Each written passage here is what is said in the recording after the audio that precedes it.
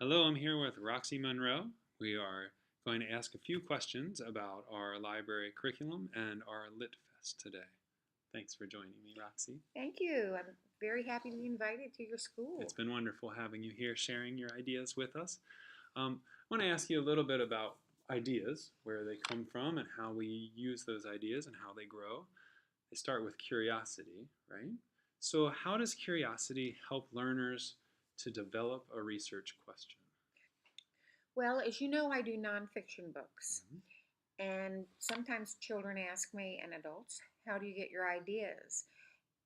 As you know from my books, my ideas might be anything from about animals like rats or snakes or bugs to cities and architecture and building, and even things like rodeos. How does a Mhm. rodeo work? So basically, I get kind of a fixation on an idea, and I think, well, if I'm curious about it, maybe someone else is curious about it.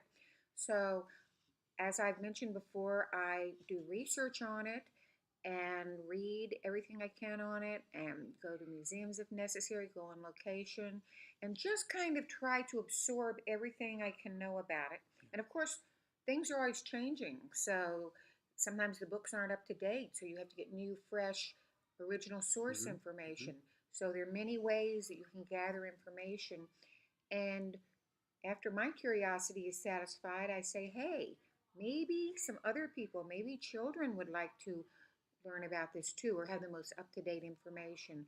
And that's when I start doing my books and putting it together, both the words and the text, and also the visual, the images, the pictures that we learn from. That's wonderful.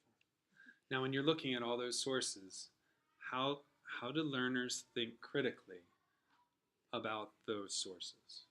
Well, you have to know the difference between what is an opinion and what is actually true. An opinion might be something someone has a gut feeling like, oh, I don't like that guy, or I think so and so is guilty of this crime, or, I think maybe this is the way something happened. That's the way you think. That's an opinion. That's not good enough. Yeah. You have to have evidence.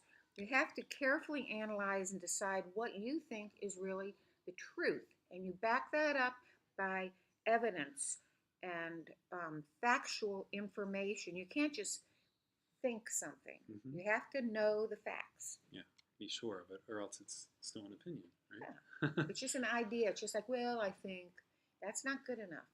How does critical thinking help empower learners? Well, it's exciting to be specific, and it's exciting to know that you don't just have a vague idea about something. You have evidence and details to back you up. So, in that sense, it helps learning because it simply gives you more information, more evidence, and more content so that you can be more secure about your own Yeah, thinking. absolutely. I totally agree, because then the more detailed you are, the more confident you are. The more confident you are, you want to share it out with other people, right? And the more other people hear it, then they want to keep that cycle going. But they have to be critical thinkers too. Good. When they hear you say something, they have to say to themselves, "Well, let me think. Is that exactly true, or is he or she just telling me that?" So when you transfer that information, the person who receives it has to be very careful that they're critically thinking when they hear your information. Wonderful. All right, let me pause you there.